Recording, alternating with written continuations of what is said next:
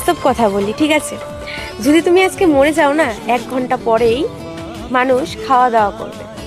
একদিন পরে তোমার কাজের জায়গাটা অন্য কাউকে দেওয়া হবে। 1 সপ্তাহ পর তোমার বন্ধু বান্ধবী, প্রিয় মানুষটা তোমাকে ভুলে যাবে।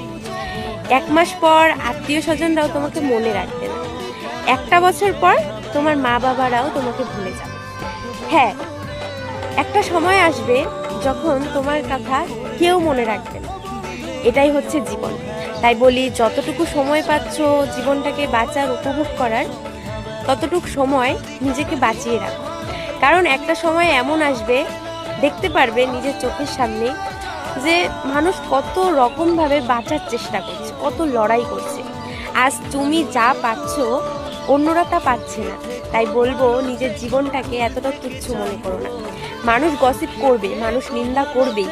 তুমি যেভাবেই চলো, তুমি গরিব হলেও দোষ, তুমি বেশি বড়লোক হলেও দোষ, তুমি একটু হাইফাই ভাবে চলবে, মানুষ গসিপ করবেই।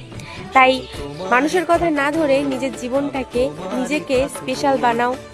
নিজেকে এইভাবে একটা পজিশনে আনো যেন লোকে কিছু বললেও তোমার গায়ে না লাগে। তাই যতটুকু জীবন পাচ্ছ হাসি খুশি থাকো। আর হাসি খুশি থাকলে মন এমনিই ভালো থাকে। লোকেরটা কখনোই শুনতে যেও না, বুঝলে? মরে গেলেই জীবন শেষ।